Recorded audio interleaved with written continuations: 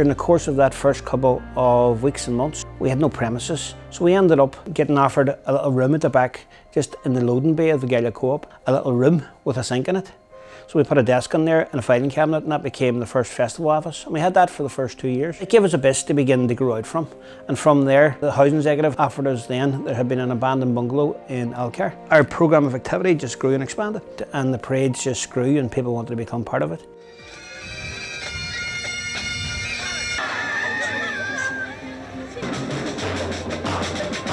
We began as a community arts organisation, devise Greater Shantallow Community Arts. So we moved from Alcar in 2002, a house in Gaelic Park, number 65.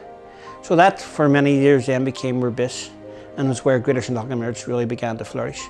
And we took on a building that's known as the 4 Block. These were a number of old porta cabins that had come in, I think, in the 70s. And when I first went in the door, there was rotten floors and the grass was growing up through it. So we got it cut down, and we were glad of it. You know, it was having a space. And some of the plays, the productions and things that have come out of there are unbelievable. But it was never fit for purpose, you know. Unfortunately, we had mice, we had water, we had leaks, we had all kinds of issues with it. We always knew that in Gaelic Park, because it was a house and a housing estate, it wasn't really, and the 4 Block in itself didn't serve the purposes. So I just then got word of a unit out here in Skeg Industrial Estate. Slowly and gently, the process of trying to turn it from a storage space into working units. And within a couple of years, we had the unit next door as well. So we had 2 units together. So we knocked a hole in the wall and began to create what we hoped was going to be a fit for purpose space. Even at that time, we had plans for a major new art centre. So we created a dance studio. We wanted a theatre space, we wanted a recording studio, we wanted places where people could come and take part in summer schemes. We wanted a place where people could actually enjoy the arts in the heart of their own community. But it was very hard, and very hard to try and get the support for that. And I think with the help and the goodwill of so many people, that's where Studio 2 evolved from. So it was Unit 2 turned into Studio 2. We've taken old spaces and transformed them. And I think that transformation, whilst it's been slow and hard work, it has also been inspiring. Studio 2, I think in the last number of years, we began in 2015 with a small grant from, which was then the DSD, now for Department of Communities. And with that, and with the support of sponsorship and fundraising that we had done, we were able to begin the process of developing the first phase of the building, which saw us create a new entrance, a new downstairs space, a new cafe space and studio space. With the help of Northside Development Trust, we were able to finish the first phase. But we were left in with the big gap upstairs, the main hall that we now have. We weren't allowed to use. We run out of money. And that's when the Department of Education stepped in. And I think through the Founder Youth Capital Scheme, and as a registered youth club, gave us the resource then to be able to transform the room upstairs, to make it accessible, to put in new lifts, make sure it was up to the right sort of building control standards.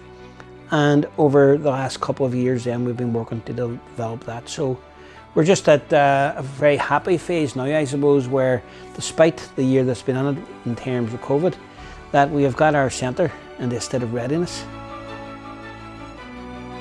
So what Greater Shantallow Community Arts offers is a unique fusion between youth arts and youth work. This place is just so amazing that it can take young people just up and up into the world of arts. If we didn't have the arts, where would we be? The studio, like having it all in the one building, makes them go on to other stuff, and then they just become so confident. I'm confident in talking to people. I wouldn't have done that. The arts are for everybody. I came here at age 3, and since then I've been dancing. My confidence has grown so much since I've come here. Coming here and all, just meeting all your friends, and it's just, I just love it. Being involved, mixing with other young people is really, really important. The facilities just get better, but like the values and stuff never change. Like it's always going to be like for the community. And what we also really take a strong focus on is their well-being and mental health. That's what the group has done for me, and I love it. More funding so that we can get more fun more often. I feel at home here in the centre of the arts. I love coming in here and mixing with all the older and the younger ones. I think it's so important for young people to get involved in arts. Look at in here, look at the studio, you know, look at the things that can be done for art. Our youth are our future. Come and take part in an arts activity, it makes you feel good.